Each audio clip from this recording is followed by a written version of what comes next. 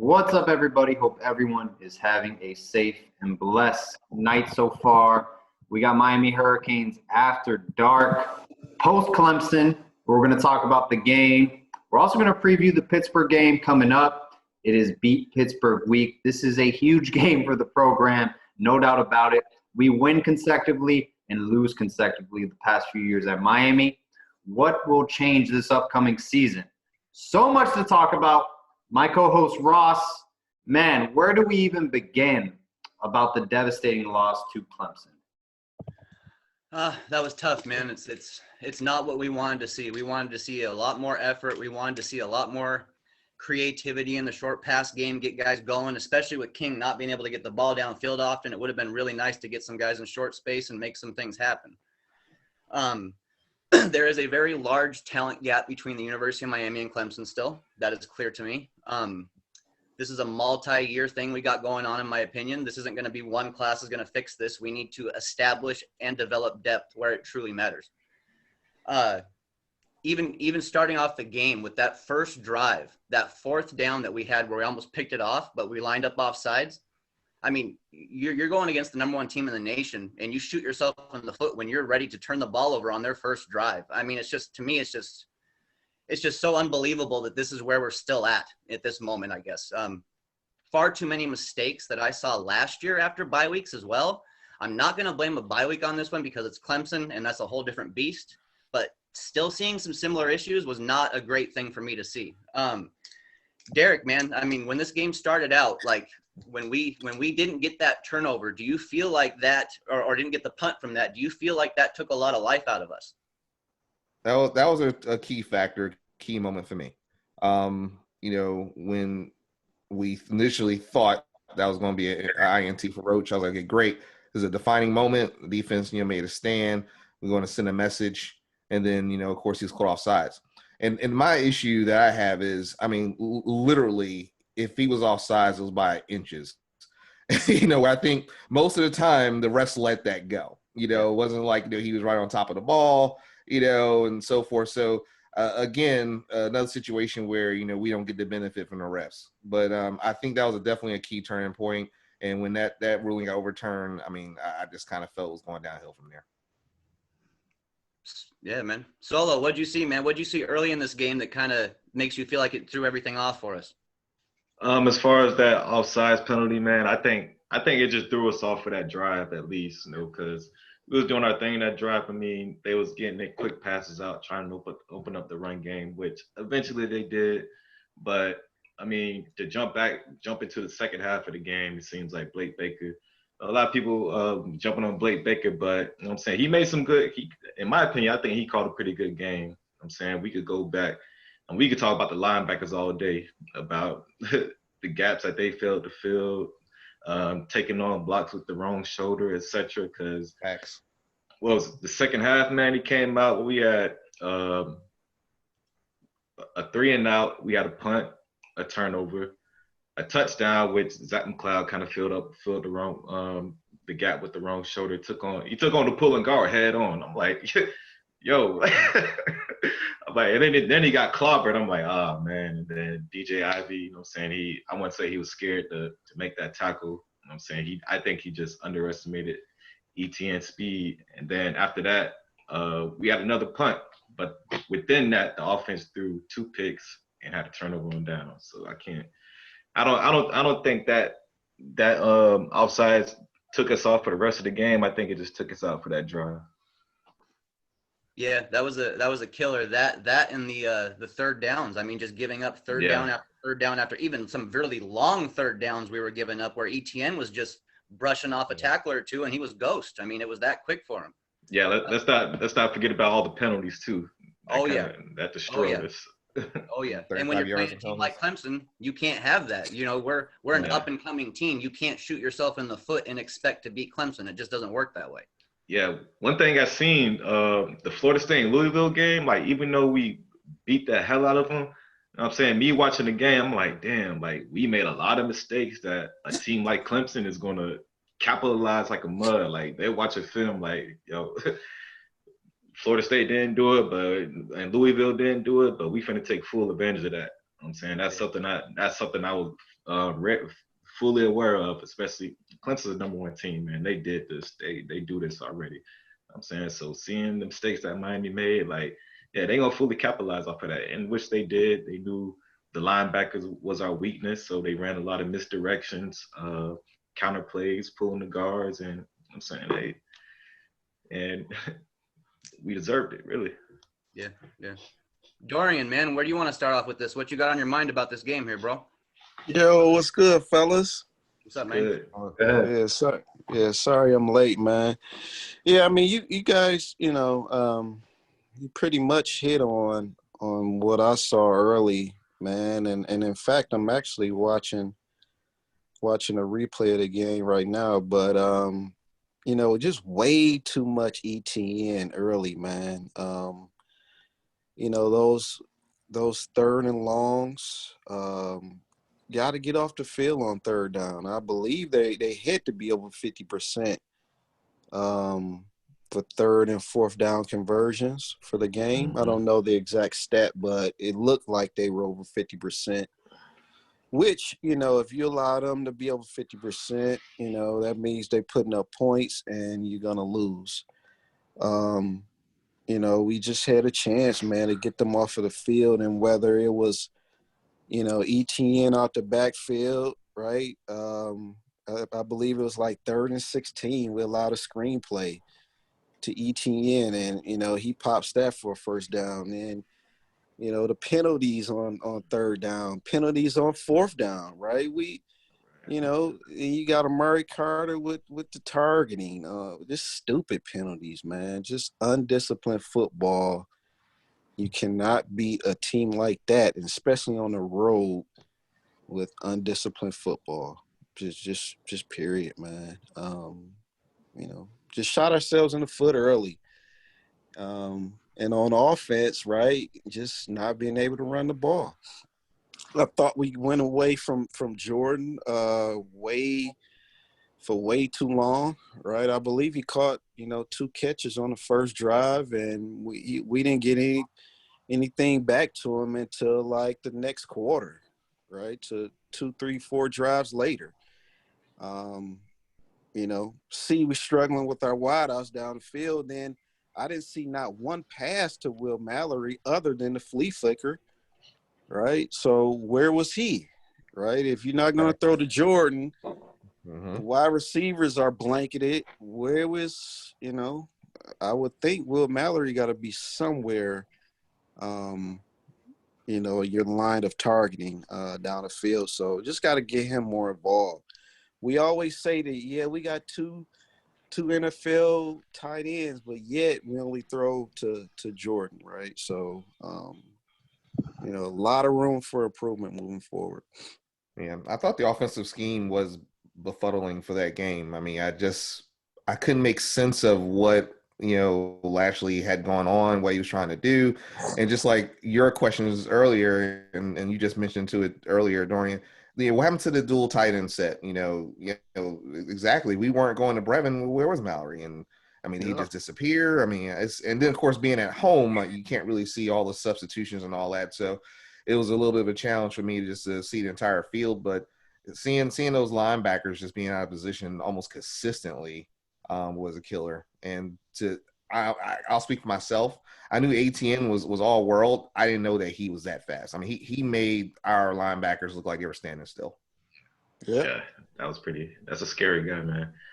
But offensively, you seen Rhett last year. It seemed like Venables. Like, shout out to Brett Venables, man. That dude was probably the best defense coordinator in the country. Like, not even probably, he is. Like, one thing they said is when he calls his defense, man, he doesn't dictate what the offense does, man. He makes the offense dictate what he does. And I mean, you kind of seen Rhett last year. He kind of wilted a little bit, man. Like, the offense wasn't as fast as we usually see it. Like, the hurry up in the pass game, like him coming out, run a play, hurry up. I'm like, damn, we taking forever. It's looking like last year, like about 30 seconds in between plays, man. I'm like, what's going on with Rhett? And Rhett, he just got out of his game plan. Like you say, he didn't really open up the run game like that. You know what I'm saying? And a couple of false starts didn't help either. No. Oh, yeah. By who was that? Ja'Clyde Cart, whatever. Yeah.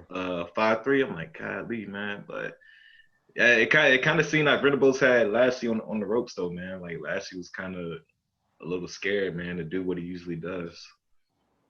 But defensively for me though, we always say, well, man, he got to take over the defense. I think this is his defense, right? I mean, to me, this was the same game plan that we lost to in 2017, right? If you look at how we played them defensively then, they stretched us out horizontally the entire game that game, Mm-hmm. right? Yeah. I didn't see any shots other than a couple to Ladson, which, they missed one and they got one. They didn't do anything down the field. I didn't see anything to the Rogers kid really other than, horizontally in the flats. I didn't see nothing, no square ends. I didn't see no post patterns.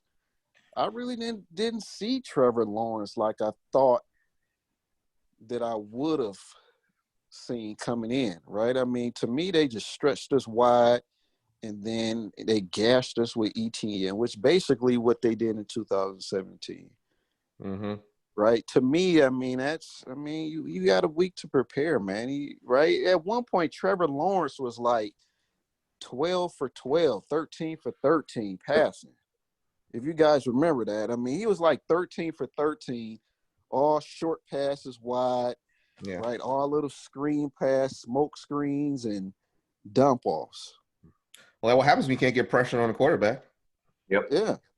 Right. I mean, I saw a couple of instances. We had 3 linemen in his face, and he still managed to make a play.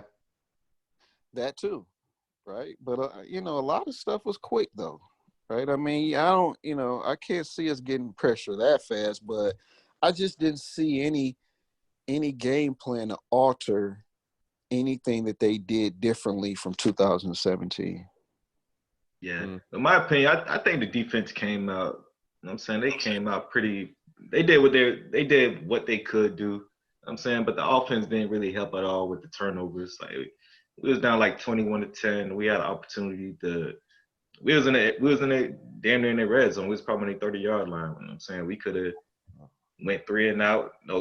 Derek King got a big first down. I think it was like 38, got a big first down. And next play throws it up to D Wiggins, and we could get on the receivers too, man. Like he didn't contest for that ball at all. Like I'm like, damn, he got tapped and he fell. I'm like, what the hell are you doing, man? Like it's like 110 pounds, bro. Like I'm saying, he didn't contest for that ball at all. I'm saying we could have got away with a field goal, but you could see D Wiggins talking to Derek King on the sideline, like, hey, throw it to me, I got you, bro. Like I'm saying, now we can't even trust you. I mean, kind of at this point, you kind of miss guys like KJ Osborne, Jeff Thomas, Amon Richards, because these boys that we got out there right now, man, I don't think it's it, man. You know what I'm saying, I think it's about time for Michael Reddy and Keyshawn Smith to get in there. We really squandered that great opportunity after that block kick. We returned for a touchdown. DJ Ivey made that great play. Actually, Bubba Bolden set it up, obviously. And to know that, hey, you're getting the ball first in the second half, hey, there's a great opportunity for us to come back and at least be competitive. And 3 and out first half. The defense gave us opportunities to get back in the game. You know what I'm saying, but I mean, the offense didn't help at all. But I mean, with our offensive performance moving forward, I mean, do you think other teams see this game and, they know how to attack Red Lashley's offense more? Because it seemed like Brett Venables the whole game was just stacked in the box and we had nowhere to run. King got set 5 times. He only had like one really good run that went for like 54 yards. But, you see our receivers now, that's one of the weakest parts of the lineup as well. Hey, let's get physical with our guys out on the boundary. Let's go. Well, let me say this, Paul. If Red Lashley is who we say he is, right?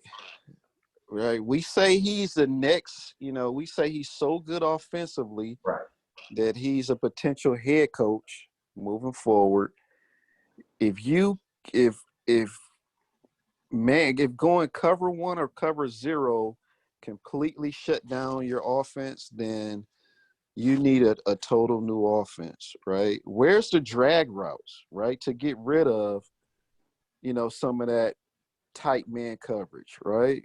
Where's the underneath throws? Where's the throws to get separation from your defender? Where's the motion, right? Motion can beat that tight man coverage, right? Where's that stuff, right? Go 5 wide, spread them out sometime, right? I mean, you just got to mix it up, man. I just can't see a top offensive coordinator like himself, being shut down just by one scheme completely. I mean, that would be crazy. Because after this Pitt game, I tell you, Virginia has a good defense as well, man. Yeah. Right? It's not going to get easier. Pitt, I mean, them guys is tough on defense. Virginia will come in and use the same defense just like Pitt will. Virginia only lost by, 18 points to Clemson? And 13 of those were on turnovers. Exactly. So they were competitive in that game. Yeah, they put up all the yards. Then you got to think about it too. I don't think Pitt has the same athletes as Clemson to keep up with our guys too. You know what I'm saying? So I think nobody has those athletes. Yeah, so I think the one-on-one matchups that Lassie was trying to get, which he did get, I'm saying I think those come in our favor versus a Pitt and a Virginia. I'm saying, and they was that front seven, man. Those got some savages, man. I was kind of scared for Derek King for a little bit. I'm like, put Perry in, man. Let's stack up for Pitt. King might get hurt out there. I've been saying for 2 years, that's the standard for your O-line now. The Clemson standard is the new standard. If you don't have linemen looking like that in your D-line, your O-line, you can hang it up. Yeah, and don't forget, I mean, Venables, man, his son was looking pretty good too. That guy's a 3-star.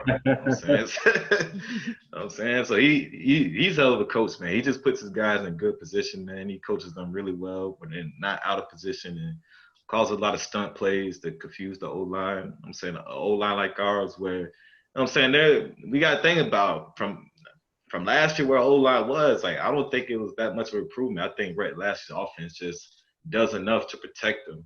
You know what I'm saying, with the quick throws and, I'm saying, switch up a little stuff. Like, all right, we're watching out for the run. So, which Clemson did to us, like, they start running so good. I mean, you can see the last touchdown they had with the tight end. You know what I'm saying, I think it was playing one-on-one man coverage. Zach McCloud was looking in the backfield, leaving the tight end wide open. I'm saying stuff like that can happen when you open up the run game like that. Yeah. I just think that there's things that he can do it. I can even see it from the couch here, man, that we aren't doing. Like, where's the back shoulder throws? Yep. Right? Those are the type of throws that beat man-to-man bump and run coverage, right? Like, where's the comebacks? Well, the back shoulder throw is not going to be helpful if your wide receiver fight back to the ball. You got guys like D. Wiggins who's like follow to the ground after you poke him. Like, I think D. Wiggins got a better chance of catching back shoulder versus a deep ball one-on-one like a straight fly route. Mm-hmm. Yeah. Right? I mean, those are, to me, then that becomes a 50-50 ball when you throw those deep balls. Right? That back shoulder throw, I mean, the defender don't know that's coming. Right. I mean, it's just things that he could do, and obviously, and I'm sure, I mean, he's smarter than I am, so I'm sure he sees it. You know, I just can't see if we come out and lose to the same game plan, it's going to be a long season. Yeah. He also took accountability for it, something we didn't see under Enos, under Mark Richt. He's taking accountability for this game. He say, hey, it's on me. I got to make the adjustments. I got to improve as an offensive coordinator. So, hey, we're going to learn a lot these next 3 games. We got Pitt, UVA, and by the way, NC State beat Virginia by 17. They just beat Pittsburgh by a last-minute touchdown. So it seems like their offense, I think it's run by Tim Beck, who was the ex-OC at Ohio State. They might have something there moving forward. I don't know. NC State's an odd team. Sometimes they go hot and cold. So we'll see, man. But this Pittsburgh game is so huge for the program because after every loss, we tend to lose consecutively. Yeah. Mm-hmm. It's going to tell us a lot about this football team moving forward, man. And luckily, I think we have the right leaders. I think Derek King, is the right guy to lead us to victory against Pitt. A total unanalytical approach right now. For some reason, Pitt just seems to have our number anyway. It don't matter how bad they're doing. Every year we see that seems to be our trap game for some reason. So At least just it's put that out there. I think they got a 4-year starter at quarterback. Kenny Pickett. Yeah. Yeah, it's gonna be a long game, man. If folks think we gonna walk over Pitt, man, we're in a rude awakening. Yeah. Is Mark Whipple still the OC? I got us winning by 3 or 4. I hope so. That would be great if we win by 3 or 4 touchdowns. Because a close game, a shootout, that's great if we win. You know, you got to win football games no matter the score. Just get it done. But, man, I mean, it would really send a message like we're changing as a program. Yeah, This is a program that this next game, man, is literally it's sink or swim, man. Because if we lose this, can you imagine the fallout from the fans, man? It's gonna be Yeah, this is going to be a Rhett Lashley game right here because the past 2 years our offense really didn't do squat against Pitt, right? You know what I'm saying? Last year, we had Jaron Williams come in. You know what I'm saying? He made our savior touchdown. And the year before, I'm saying the offense was just it kind of showed what we were the whole year in 2017. Like the defense bailed us out, the offense not doing anything. So this is definitely going to be a Rhett Lashley game right here. You know what I'm saying?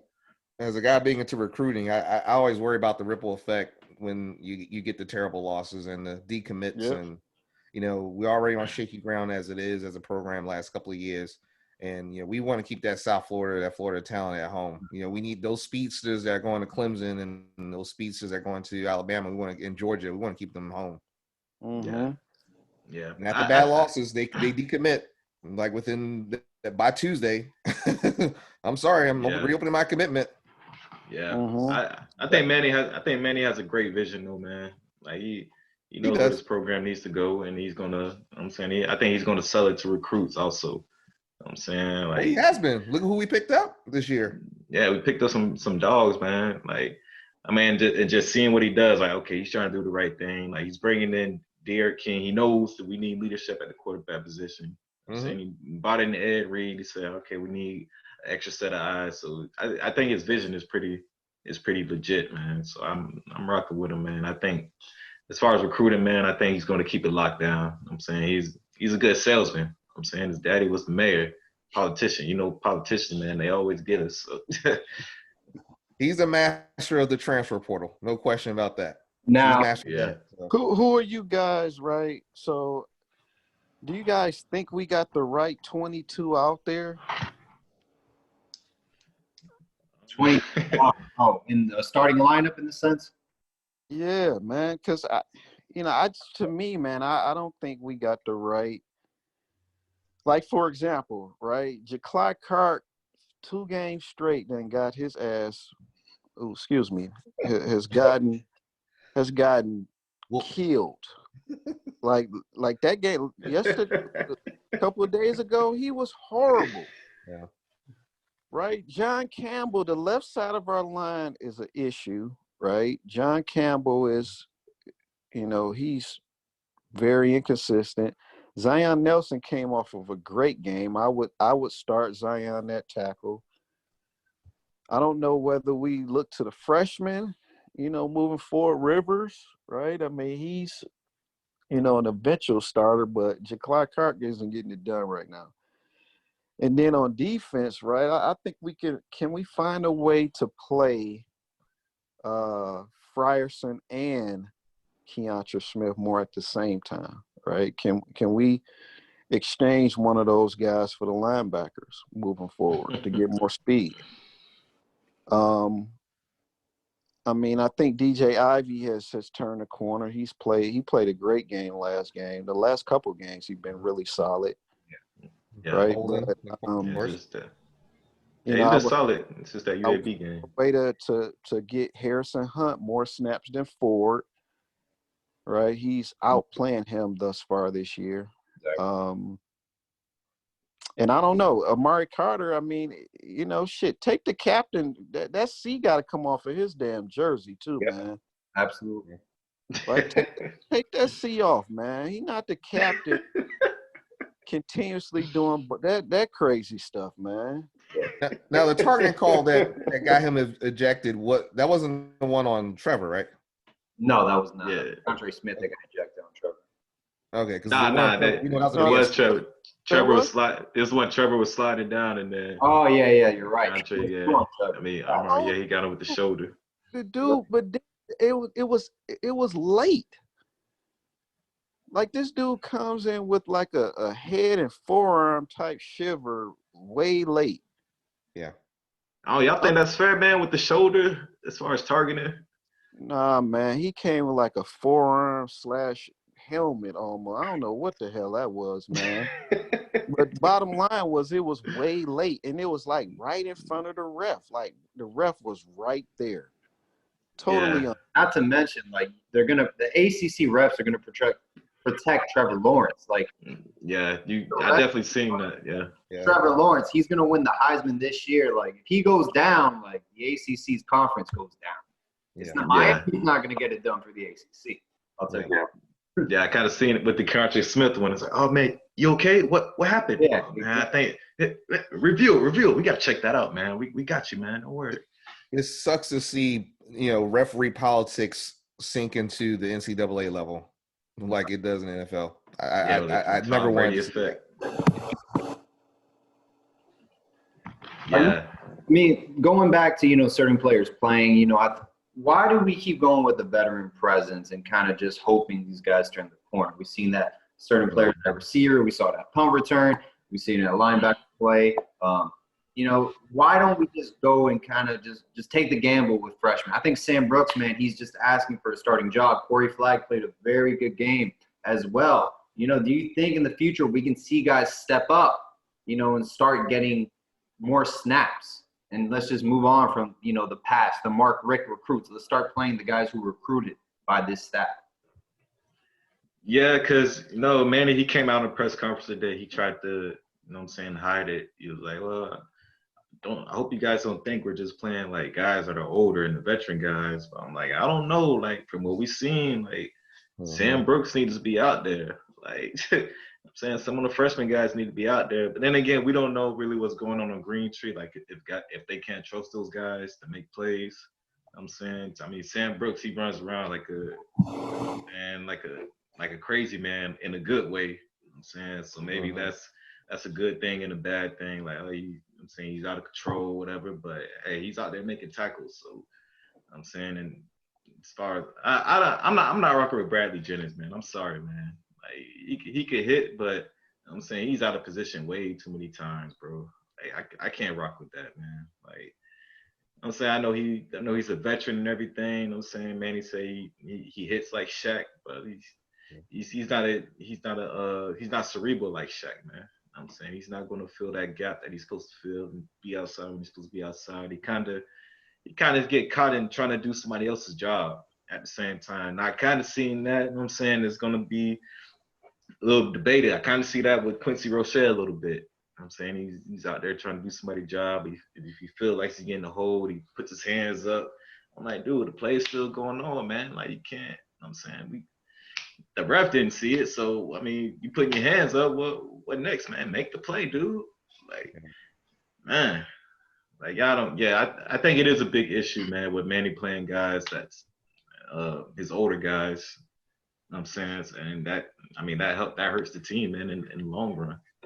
Like, you gotta have faith in your younger guys. Like, I know when I played ball, my coach is like, if I got a younger guy and I got an older guy and they're on the same level, I'm gonna rock with that younger guy, man, because at the end of the day, he has more upside. Yeah. Speaking of which, where's Restrepo? He was like all world and all spring, and that not existing on the field. I don't understand what's that all about? Jeremiah Payton, I haven't seen him. They give him some snaps, but he never gets targets.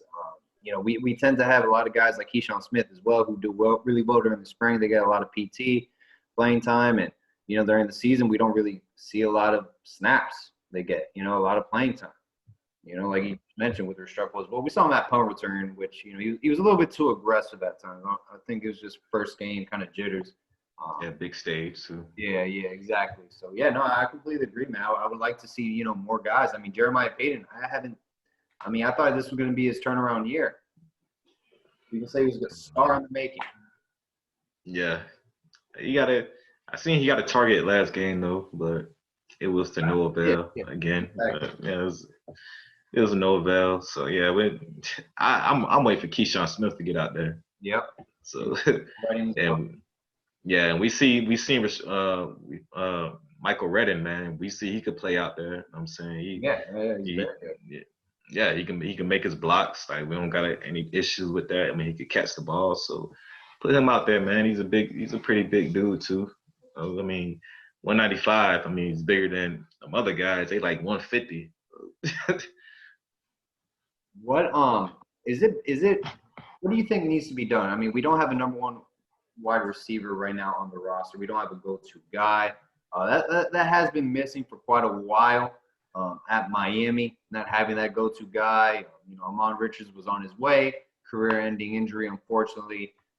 So that really did hamper Miami a lot. Who do you think can be that number one guy we can develop, or it's just going to be, one receiver has to step up every game? Because remember, in the offseason, we were talking about who's going to be that James Prochet and Rhett Lashley's offense at SMU. I don't think we have anyone that's going to put up those numbers even close. It seems like because just consistently, it's just not happening. I think it's going to be one of the young guys, man. Like, someone's got to step up. Yeah, I think it's going to be either Redden or Keyshawn Smith. Saying just from their athletic ability alone, man. And I mean, watching the highlight tapes from high school, like it seems like they'll go up and get that ball, like with no hesitation. Like, I don't know what's going on in Green Tree, man. And I don't know what's going on with I forgot the receiver coach name, man. I don't know why he's not playing them guys. I don't know. It could be them not knowing the playbook like that, which I doubt it, because I'm saying they can't. The whole thing when that recruiting class when they came in, it's like, yeah, these are pretty intelligent guys. So I don't know. Maybe, like I said, I think it's a Manny Diaz issue, man, with just him trying to play the older guys. I think it's going to be next year before we see anybody really break out. And it may end up being like, I don't know if you've been paying a lot of attention to Malik Curtis. He's going to be a boss, I think. He can fly. Boy got skills. And that Brashard Smith, I think those are going to be our two key guys for next year. And they want to compete with the current guys. And that's the only way. I think we're not going to see anybody break out till next year, unfortunately. Facts. Marshall Few, like what? He was like ahead of Keyshawn Smith. Like, all right, stop it, man. Like, calm down with his age stuff, man. Just put the best guys out there, man. Chill out. What do you think we can? Wait, go ahead. Sorry. I think we can. I think we need to have the rotation at 6, right? I think we need to keep it with Wiggins, Pope, Harley, right? Redding, Smith, and Payton being the 6. But I think, we need to distribute those snaps evenly in order to see the young guys get more playing time and see what they can do moving forward. The Pope experiment is done for me. And not even saying it's an experiment. It's not saying that it's an experiment, really. I just think that we are, and it's me playing quarterback from the couch again, man. I just think we're doing that kid a disservice not having him in the slot, man. He's not. Yeah. He's not a X or a Z receiver. He's not out. He should not be in. He is way too small. He's smaller than Harley. Yeah. Right? I mean, he may be a little bit taller, but he's very small out there, man. Like, who is he really going to go over the top of and get the ball from? Yeah, right? I think it's just something just to keep him and Harley on the field at the same time. But yeah, like you said, Smith and Redding they've looked pretty good. I mean, Smith caught a deep ball on that trick play. When King lined up that wideout against Clemson, and they handed it to, I think that was Harris, and he pitched it to the King, and he threw the bomb to Yeah. Keyshawn. Redding has looked good. I love his size. Haven't seen anything from Peyton yet, but again, I would keep it at those 6. But if we're playing 80 snaps, the 3 guys that I named last, Smith, Redding, and Peyton, need to be playing 40 of those snaps. In my opinion, just so that we can keep the pipeline moving, right? And just so that, put guys on the field that may be able to produce, right? Pope he hasn't shown me anything in what is this? This is 3rd year or 4th year? 3rd year? 3rd, yeah. Yeah, he's not – you need to be in a slot, man, just period. Yeah, I agree. And just like how we do with the linebackers, man, we need to, like how we switch them in and out, pretty much a linebacker by committee. We need to do that with the receivers also. Yep. And you don't want these young guys, man, to get impatient. Like we seen what happened with Christian Williams. Like he was like, man, I'm not waiting any longer, man. Mm-hmm. I'm saying and you can win. You don't necessarily need to have a number 1. Right. Shit, I really couldn't tell who's Clemson's number 1 receiver. They got some good ones. Yeah. Right? But you just can't tell that Rodgers was definitely the number 1 based on what I saw last game. Yeah, but we got all-world ATN. You don't need anybody else. With you guys. Yeah. Yeah. We might as well play receiver by committee at this point. Like we don't got nobody. I don't think any coach is going to the any defense coach going to the drawing board. Yo, we gotta watch out for number 6, man. You know what I'm saying? He's deadly. Yo, watch out for number 8. I think they game plan for Brevin. Brevin. That's the only one that we game plan for. Yeah, that's different. I'm saying the tight ends, that's a different story right there. Mm-hmm. Saying we could go on how good they are all day, but when they game plan against Brevin and shut him down, he can't get anything going on the inside. It's a wrap for us. That's a wrap. What's the plan next week? We got Pitt coming up. How do you guys feel about that game? We're facing Mark Whipple, the ex-offensive coordinator at Miami under Randy Shannon. Pickett, he's a veteran ACC quarterback. I believe Paris Ford is their top playmaker as well. They're supposed to have a pretty good defensive line as well. Pat Narduzzi always has a pretty solid defense. I'm not the biggest Pat Narduzzi fan, quite honestly. To me, every game is a must-win statement game, and this is a huge test for our program, and I want to see us respond. So what do you guys think about this Pitt game coming up? I think we're in a dogfight, and Manny knows it, right? He told you in his press conference today that he just can't definitively tell you if we're more talented than this Pitt team, right? And I think he's right, man. I think we got our Canes glasses on, and we love our Canes, and we think that we're just more talented. But a lot of times it's not about the talent, it's how well you're playing as well, right? And that Pitt team has lost a couple games by 1 point, couple losses. Yep. Right, and we aren't, and you couple that with we aren't good enough just to walk in and just blow teams out like that anyway.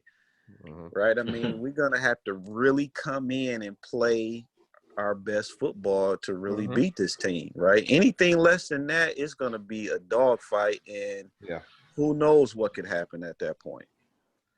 Yeah, and I think we're suspect to experienced quarterbacks. So you got a real seasoned quarterback, and he also knows how to escape out of the pocket too. Yep.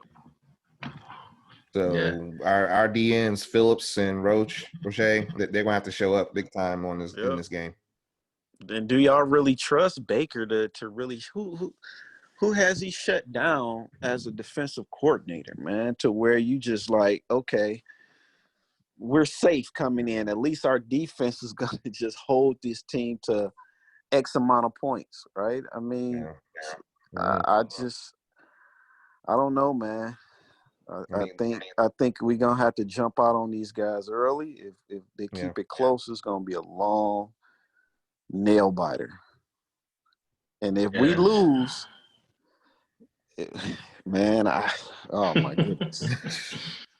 I mean, you're talking really the ship. You talking really, because I don't know if this team. I think this team is different and is better than last year, but just can't definitively say that we're just like can overcome L's like that, man. Yeah, I don't know. I agree. One thing Paul said, man, this is gonna be a very important game for us, man, especially coming off of L. So yeah, this is really this is a super important game for us. But I'm saying we played Pitt pretty good defensively overall in the past couple of years. So like I said, it's gonna be up to Rhett Lashley, man, to see if he can put up some points against them boys. So I don't. Mhm. I'm saying, I mean, Mark Whipple, man. I mean, I liked him when he was at Miami, but I'm not really scared of this old school offense like that anymore, man. I think we keep that in check. You know what I'm saying? It's just the defense will hold on. It's just up to Rhett Lashley. And don't forget, we still got, I mean, he was kind of quiet, you know what I'm saying, but he was kind of low-key doing stuff by himself, Derek King, man. So we still got him. You know what I'm saying? We got a fighter at quarterback. I'm saying that. And shout out to Derek King too, man. He fought to the end. So he did. He's a baller, man. Yeah, baller. He's a huge difference maker, man. Like you kind of seen it when Perry got in there. It's like, oh snap! Like immediately turnover. Dang. I think that's what's gonna be the difference. We need that. King got to come back next year, man. Yeah. Done with that experiment too, man. We need that bridge. We need that bridge to the next quarterback, man. I mean, and if King, hopefully he comes back, man. If he doesn't, man, that's gonna set this program back another couple years, man. I'm telling you. Yeah, because we got Alabama game one, and they're probably the best. I mean, I thought they looked better than Clemson, to be honest, at times so far. Yeah. Defensively, I mean, Lane Kiffin, man, he's a good offensive coach, so I can't even. I'm saying Nick Saban said he was over there stealing signals too, so I don't know. So I can't. I'm not gonna call the Alabama defense right now, man, but they played pretty well against A&M. So. Yeah, so we'll see, man. This game is a big game, man. When you put this Pitt game in perspective, man, I mean, you look at our schedule, we should beat everybody, and it should come down to that UNC game at home in order to have a chance. It depends on what Notre Dame do. In order to have a chance at seeing these Clemson's guys again, man. And, we got a chance to really move this program forward, man. But a loss here though. Oof. Yeah. I mean, looking at Pitt, they two starting running backs don't even average over 3.5 yards a carry, man. So we shouldn't lose to Pitt. I mean, we just shouldn't. We're playing we're a better football team. We clearly are. If we lose to Pitt, it's the same story but a different year. Nothing has changed in the program. Yep. Like it. So I don't see. Answer Manny is huge. It's really it's gonna tell us if Manny's the right guy or not. It's gonna tell us. Yep. This game right here is gonna, see if he can actually lead this program. But I'm saying I think guys like Ed Reed, man, he could help keep them guys in check at the same time. I don't see fucking freaking Kyle Pickett beating us, man. I just can't. I mean Kenny Pickett, I don't see him beating us, man. I just don't. Well, I think it's going to come down to can we play a disciplined football, which we struggle with all season. Yeah, like you said, they definitely watching that Clemson game. You know what I'm saying they're going to be like, oh, okay, Clemson was able to do that. Okay, yeah, they took advantage of that. Oh, let's get them linebackers, man. Okay, let's just pick on them. What really blew my mind was to see that one offsides we had where we had like three guys, run across the line, and the entire O-line stayed put, didn't move an inch. That's 2015 that's play. Coaching. Yeah, They said that was with Sam Brooks, man. But I'm saying, I mean, that's on both the linebackers. Like, your first key is to look at the O-line. Bro, the defensive line for two consecutive third downs lined up offsides early in the Man. game. Y'all think that was kind of like in the moment thing, or Just undisciplined in football, Miami? man. Disciplined football. Undisciplined football. Mm-hmm. Yeah. Undisciplined. You know, shit. We haven't. I mean, you look at the Florida State game was doing dumb stuff, man. Kicking helmets and targeting and late hits. I mean, shit. Like this Yeah. team defensively, man. You got to get better with these penalties shooting us in the foot. Way too many penalties, both games. What do we have? Like 15 penalties against Clemson? Correct. Yeah. Yeah. I gotta put that on Manny. Not even like a coaching thing. I think he's just telling the guys just to let loose and be yourself, man. Because I don't know if y'all heard the audio, man, but when Trevor Lawrence got hurt, man, them boys are talking hella smack. Like, you have the quarterbacks on the ground. Shut up, dude. Blah blah blah blah blah. How about Trevor Lawrence got heated up? He scored that touchdown, slammed the ball down. He went to the sideline. Dabo was like, "Hey, don't be like them, man. Like don't draw into what they do." So I know the defense, man. I think that just Manny telling them to be yourself, play loose. I'm saying the trash talking. Like, I think that maybe they taking that a little bit too far. If I was to tell you that total offense through the first 3 games for Clemson was 1,427, we were at 1,497, and our defense was only 3.5 yards worse per game than their defense, and that's throwing in the Louisville 516 barn burner. Would you thought that was the same team that showed up this past weekend? Because I knew, and I was telling Paul this in our chat, man, and the other guys in North Fresh, man. I knew that Clemson that we saw versus Virginia, that wasn't going to be the same Clemson team that we was going to see against Miami. People was comparing the two and like, oh, they didn't look that great against Virginia. Nah. Oh, their D line is, they are young and they aren't like Kristen Wilkins and all the, whatever. I go back to 2018 when they played Notre Dame in the playoffs. They don't have Isaiah Simmons and Higgins on the outside and blah, blah, blah. Man, shit, man, that was a totally different team that they played against Virginia. It's almost as like, damn, can we beat Virginia? That's what I'm thinking right now, to be honest with you. I mean, I don't know, because I'm a little nervous. I mean, remember 2018, the playoffs, like it was spending 2 weeks preparing for Alabama versus Notre Dame. I'm saying, so maybe I don't want to say they looked past Virginia, but I'm saying I want to say they didn't really open the playbook like that for Virginia. Man, listen, they had Miami in the line. Listen, for 3 consecutive weeks, we're about to play the ACC champion or runner-up. Clemson, Pitt, Virginia. This is going to tell us where we stack up. Yeah. This ain't no Florida State, Louisville, UAB, man. Like, as far as your question, Derek, man, like you said, first 3 games, we didn't really play anybody like that. You know what I'm saying? UAB, Louisville. I mean, Louisville just Neither lost did to Georgia Clemson. Tech. Yeah. Clemson, and the first college was high school. So, I mean, yeah. Citadel. Yeah, but same time, that's Clemson, though. They're the number 1 team in the nation. I know, and they showed it. They showed it last weekend. I mean, clearly, I think Dabo is such a mind, such a brain trust that that Virginia game, he intentionally just kind of kept things low key, and kept things off tape.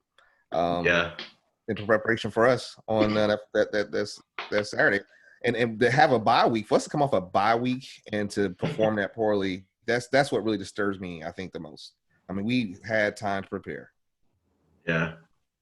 But I think, man, after seeing After seeing the game Saturday, man, if we played them 10 times, I think they beat us all 10, man. Yeah. I just think that they're better, and it's Agreed. it's gonna take years to get where they are. I mean, and that I team expected is a more only competitive game, though. I expected Yeah. that score to be a lot closer than what it was. yeah. I think if we played them again in the AC Championship game, it would be more competitive, man. I don't know, man. Because UNC has an easy schedule. They got Notre Dame, Miami at the end. Notre Dame has to play Clemson. Like, we can't afford to have another loss. I don't think so. I think one loss you're in. Nah. Yeah. It could Agreed. get if UNC keeps playing the way they are. It's just their schedule's so easy. They might just get in just because it's so easy. Their schedule, man. It really is an easy schedule. Yeah, I think besides us, Virginia Tech was probably like the only hope of beating them. Yeah. Yeah, but I mean, UNC schedule, they play the same teams we play. I mean, they don't play anybody different than what we play moving forward, except Notre Dame. Right. So Yeah. if they beating these teams that we're about to play, then damn it, we should be beating these teams too. And it should come down to UNC, Miami, in Miami Gardens at home for the ACC in order to go play Clemson again. Anything less than that, that means that we failed. We failed on the way. And these games is gonna be tough, man. Like that North Carolina State game on the road, people sleeping on those guys. Yeah. Right? That's gonna be a tough game. When I looked at the schedule earlier this year, I didn't think that was gonna be that's really gonna be a dogfight game. By the time we play Virginia Tech back, all their players are gonna be back. That's gonna be another dogfight game.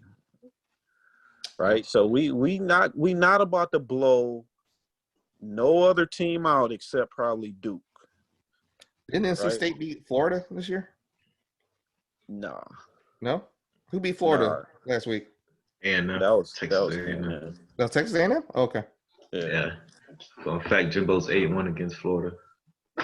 Yeah. Hey, I got a question for you guys here. I've been surfing through, checking out Twitter and stuff, and listening to you guys here, and I know there's been a lot of backlash about how Lashley called this game and how we would have liked to see some different things. How much do we really think, though, that this offensive line prevented Lashley from doing a whole lot of what he might have wanted to do? That's a good question because it probably did a lot, but I mean, because we couldn't get the running game going to open up anything. I'm saying that we couldn't get the pass game going to open up the running game. I'm saying, but I said that's Brett Venables too, man, bringing that pressure. I'm saying, honestly think Lashley just got out coached by Venables, but Yeah. I'm saying again, the O line, Lashley's a good coach where he could find a way to protect the O line. I'm saying minus the stupid penalties that we had. See, I mean, I don't think it's necessarily I don't think it was the O-line. I just think that the scheme that he had did not set us up for success, right? You could see that they were loading up on that run, right? We should have been able to get some easy. Like King didn't have any easy throws to loosen himself up at all. Nope. Right? I mean, I didn't see any design. I didn't see any designs to get him in rhythm either. Like Trevor Lawrence's first drive, you could see, again, he started out like 13 for 13. You can kind of see the easy throws, stretch this out wide. You could see, a lot of stuff to get him going. I didn't see that from King at all, right? And I think Lashley got to do a better job moving forward of getting King, making it more easier on him. Right, because if not, then I mean, how many times are you going to beat a Brent Venables defense on 2nd and long and 3rd and long? If it's nothing easy on the first drive, very rarely is that going to happen, right? And he saw, I mean, you're just not just going to run. You're just not going to run through those guys up the middle. I mean, you're just going to have to be better as far as scheming, and there's no better test. There's no other defensive team that we're going to see moving forward better than these next two teams outside of Clemson. So Pitt on our schedule got probably the second best defense, probably. So, we're gonna see, man. And I think he'll come out with a better game plan. Because what we're gonna face. We're gonna face the same coverage, same scheme, basically. They may switch it up a little bit, but all in all, they're gonna challenge why wouldn't you? I would. Venables was just daring us to take those one-on-one deep shots. He felt that his cornerbacks were going to win those battles, and that's why they were squatting on us on those short passes, saying, you can try these short passes in space, but we're going to have 3 or 4 guys waiting for you every single time. If you can beat us one-on-one down the sideline 1 out of every 10 passes, Venables will live with that. He'll be just fine with that. We couldn't even do that. Look. Before the game, everybody's saying they got linebackers with neck rolls and slow white dudes. Man, them dudes was fast as shit, man. Them damn linebackers, man. They were smart. Everybody, they were smart linebackers too. They're high IQ linebackers. Yeah. Man, listen, man. Them dudes is everywhere, man. Yeah. They got neck rolls on. They shouldn't be able to keep up with Jordan. Man, them dudes was all over us at linebacker. Yeah. They was in the right place, man. But yeah, I agree with you, Fresh, man. Like, yeah, Venables, he was definitely daring us to throw the deep ball for the one-on-one battles, man. And I think Red last year's probably looking for that at the same time, like with the one-on-one battles, and every time he got it, just nothing. Is it me or their defense just seemed just so much faster than we were? I mean, I don't know. I can't explain it because see, I'm so accustomed to all these South Florida players on Miami that can fly, and we got some guys on our team now that can fly. And to look at the way that Clemson was flying to the ball, flying to the point of attack, I mean, it just blew my mind. They have to be the fastest defensive squad out there right now. Yeah, but their front seven was savages. Yeah. And on top of being supremely talented physically, they're probably the best well-coached defensive unit in the nation on top of it. So you add those 2 things together, you got to play a pretty damn good offensive game if you want to make noise against a team like that. The statement Derek just made kind of reminded me of when we played LSU in Dallas. LSU's defense was just on fast forward compared to ours. Our offense, they're just a lot faster, better athletes, and that team that following year equated to a national title. Clemson was in the national title game last year. Fought the year before that, they won the national title. So that just shows you kind of how a little bit the difference between a national title team and where Miami needs to be. They're just a lot faster than us, better athletes. And we think we have good athletes, but man, they're just stacked all around. Yeah. Well, I mean, you also play a little bit faster if you know exactly what the other team is doing. Right. You know exactly the other team's weakness. It makes it look like they got like 15 dudes out there, man. Right. If you know that we can't run the ball, right? I mean, it's gonna look like it's a lot of guys out there, man. Yeah. And it looked like it too. It looked like they had 22 guys on defense. Yeah. I think that's what playing with confidence can do that, though. When you have an entire unit that's confident about the mission they're all going to do, they all have the same task and the same goal. You play with that swag. You play like a whole unit that's ready to kick some ass, Yeah, and then add on being fired up. Dabble told us some BS before the game. They don't think that we're the same Clemson. They think they think we got softer, blah, blah, blah. They think the U was going to come in. You seen Dabble in the beginning of the game sprinting. I'm like, damn, this man running faster than his receivers. I'm like, these boys fired up, man. But going back to the LSU game, I mean, it helped, I guess, having a guy like Jeff Thomas who could win those one-on-one battles. I'm saying, regardless how athletic LSU was on defense. But yeah. I give that Clemson offense quite a bit of credit too. I know Venables called a hell of a good game, but I was keeping a close eye on when we were bringing in our linebackers in and out. And we brought Brooks in, and he made those 2 back-to-back big plays. Yeah. I don't know if you guys noticed, but they completely schemed his ass out of it after that. They shut him out of what they were going to do. They pushed him to the side. They brought him in. They took Brooks out of a lot of plays on that game. And, I mean, it just shows me these guys Clemson's so on the ball. You got to be on the ball because they are. Yep. Yeah, if you can do in-game adjustments as a coach, then you really got it going on. Yep.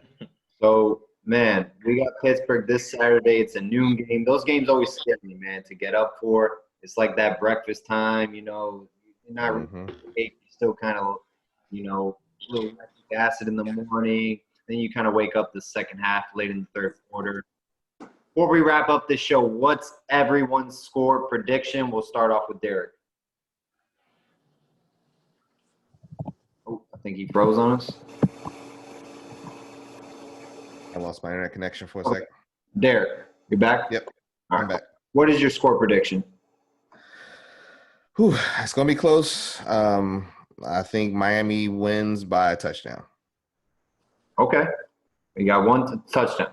That's what it's going to be. Points. Okay. 6 to 7 points. Ross, what do you think?